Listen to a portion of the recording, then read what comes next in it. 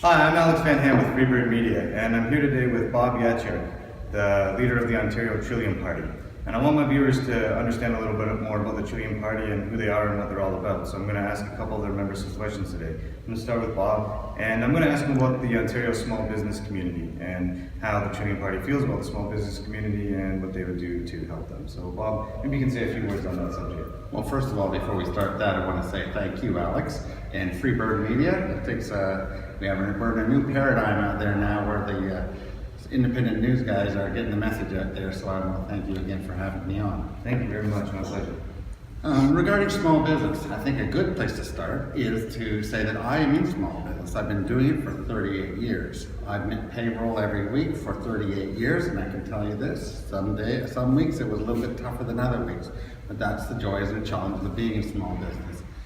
Recently, in the last bunch of years, it's been getting tough.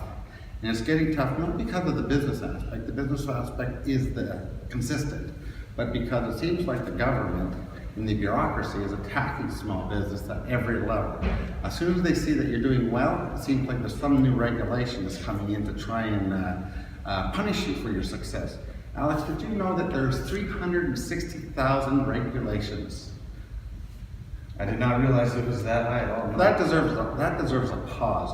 360,000 regulations that small businesses hoops they have to jump through. And there's no possible way, well, I was going to say it's not possible to be successful in that. It makes it way more challenging than it has to. The Trillium Party is on record as saying we want to get rid of a third of those regulations. A third of them. Why not get those out of the way? Because what we want to do is we want to be successful in business, and by being successful in business, we create jobs. And when you create jobs, the number one tenet of the Trillium Party is families. By creating jobs, we give security to families.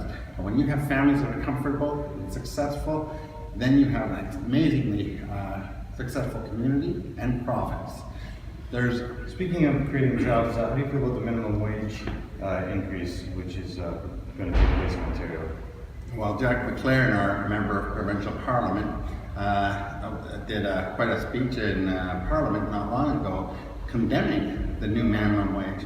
Not because we're against people making good money, but the way the minimum wage should be set. Wouldn't it be 10 times more successful if we had, or 10 times better, if the minimum wage was $100 an hour only because there were so many jobs out there that businesses had to, because of the success, had to pay more to get good people working. I know that was a little bit of exaggeration, but the thing is, when you're trying to shore up a minimum wage because there are no jobs, that's shoring up because of failure. And most of the failure because of government policies that are stifling and crushing the inventive and the inventive spirit, the entrepreneurship that people have. Our finance entrepreneurs are heading south, they're heading to other provinces.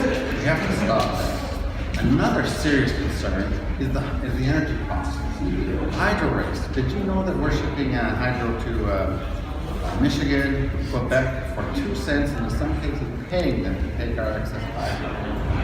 Why are we doing that? That's actually against the law to do, and we will be addressing that at a later date.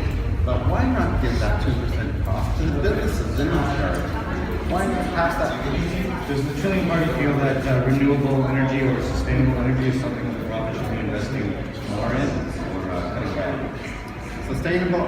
Who doesn't support sustainable energy or renewable energy? But let the private sector do it. The private sector is king at making things work. When you are throwing money away, and I use that term correctly, throwing money away at these renewable projects. How about the windmill projects? We've all seen these giant windmills going around. And more importantly, Alex, we have seen these giant windmills not going around. And did you know that because of the contract that was signed, even when you see those windmills not going around, you are still paying 24/7 for those windmills, for the electricity that they generated or not generated at a ridiculously inflated rate, like almost 10 times more than what it costs for hydroelectric power. We have a 40-foot tunnel in diameter by Niagara Falls that no water is running through to generate electricity at a fraction of the cost because we generate too much hydro. And why not ship that hydro, turn everything on full blast, and get it into our businesses, get it into our home at a much lower price. All it means is a political will, a political decision. I see. And one final question on that. How do you feel, several years ago the Ontario Liberals proposed adding another payroll tax to small business community on top of the payroll taxes that already exist here in the province? Is that something that the Trillium Party would ever consider doing, or small businesses are already paying enough? Well, Alex, I think you answered the question yourself right there. Of course, the Trillium Party wouldn't consider doing that. And just as I said about we have to reduce a third of the 360,000 regulations, we have to get rid of a lot of these taxes. We have to make Ontario the place you want to do business in, not the place that you're trying to get away from doing business in. These entrepreneurs that are having to make decisions whether they're going to do business in the province next to us or to the south of us, we've got to take that off the table. We've got to get them to decide whether they're doing business in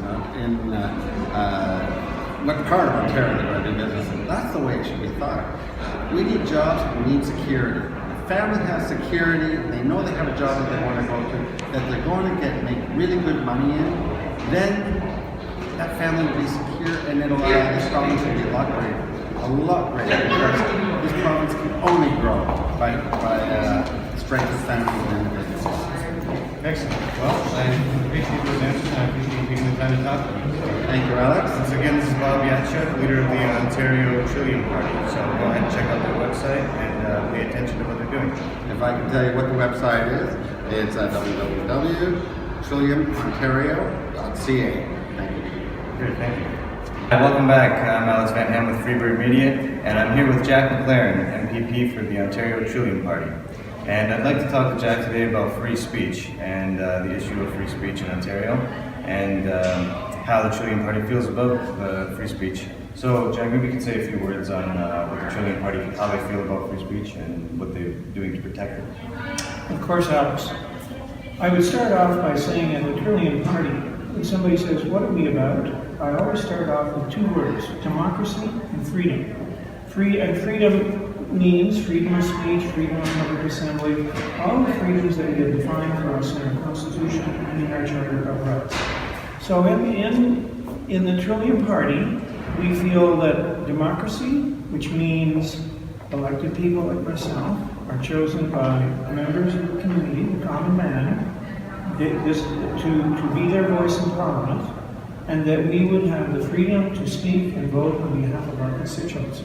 That is how democracy was defined, and it's part of our years ago, dating back through centuries. It goes back to the Magna Carta of the year 1215, where the common man, God the evil King John, signed the Magna Carta, which was an agreement that the king would have to come and ask common men if he could raise taxes or create laws or any of those kinds of things. And nothing could be done without the common man, through his elected representative at Parliament, making decisions that would allow the king to do something. But the decision-making power was given to the common man, which defines things like our property rights, our freedom of speech, our freedom of public assembly, freedom to life, our right to life, liberty, and ownership of private property.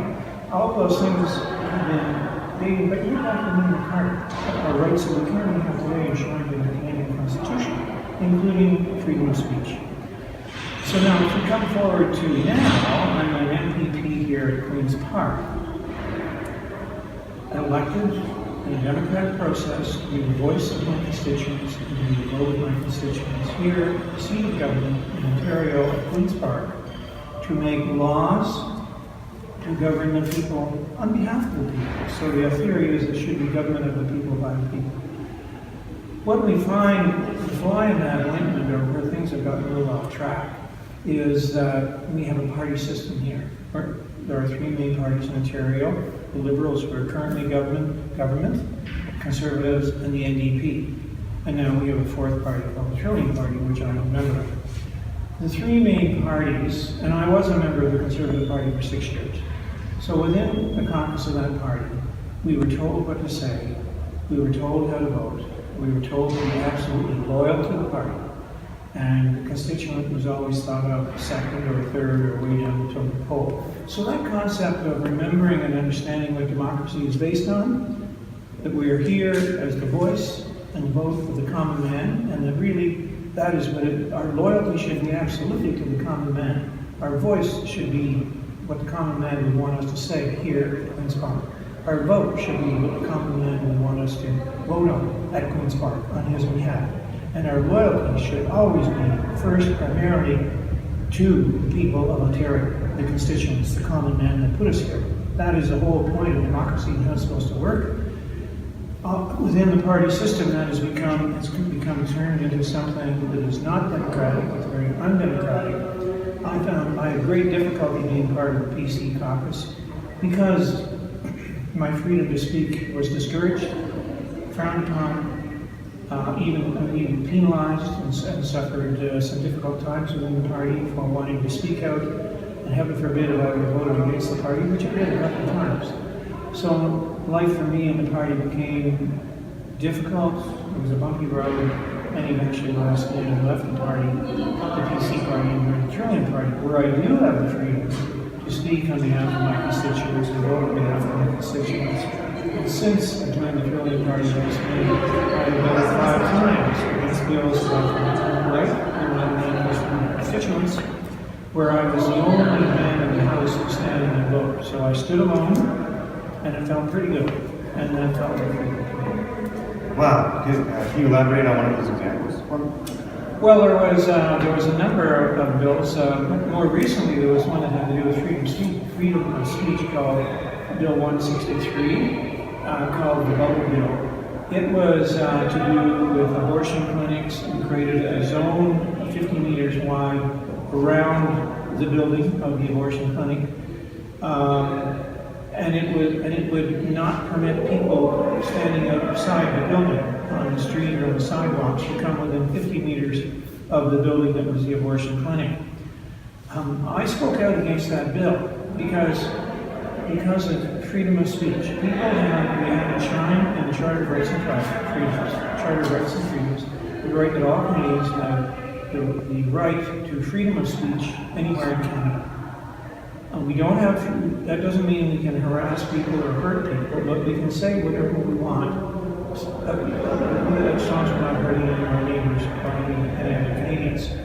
So I voted, I spoke against that bill, and I voted against that bill on the basis that it was speaking in support of the freedom of speech of all Canadians, including people that were gathering around abortion clinics to voice their opinion and they were not supportive of the concept of abortions. But they have a right to say that. They have a right to speak. That's their freedom of speech right. So I voted against that bill, and I was the only vote in the House to vote against that bill. And it felt pretty good. So I was the only one who voted in support of freedom of speech in Bill 163. I have voted 5 times where I stood alone in the House on different bills for different issues. But it was always the rights of people or my constituents, things that I thought were in the best interest of Ontarians. Excellent. Well, I appreciate that answer, and I appreciate you taking the time to elaborate on that for me. Thank you, Alex. Once again, this has been Jack MacLaren, MPP for the Trillium Party. Yes. Now, one specific thing I did want to get your opinion on was the Trillium Party's stance on Bill 174, which is the marijuana bill, which is going to be debated on Monday. How does the Trillium Party feel about this issue? We are opposed to this bill, Alex, because it's a government bill that determines that marijuana would be sold in Ontario through a large government agency like an LCBO, so a large monolithic, unaccountable government agency that would be inefficient, ineffective.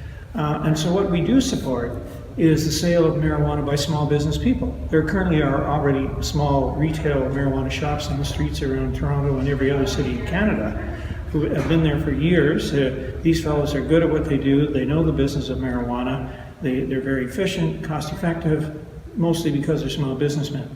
Now, so we support these small business people, which means we will be voting. I'm going to be speaking to this bill on Monday, and I'm going to be voting against this bill because it's a government agency, and I don't believe government should be in the business if private sector can do that business. So the place for this business to be done is with small business people. Now, there's a number of benefits. the small business people will be more efficient and effective at delivering a good or a product to the consumer. Therefore, it'll be the lowest price delivery of, in this case, marijuana. Now, they'll be regulated. The government will know where all these shops are, so it'll be carefully controlled. And this product will be sold by people that know what they're doing. They have some expertise in this field because they're doing it already. Now, one of the benefits, there'll be a side benefit, is they'll be better able to sell it at the cheapest price possible, which would provide competition for the illegal criminal element selling marijuana on the streets. And we want illegal criminal marijuana sales gone and off the streets for the safety of our children. Excellent. Well, there you have it, folks. The Trillium Party stance on Bill 174, the marijuana bill. Thank you so much. Okay, thank you.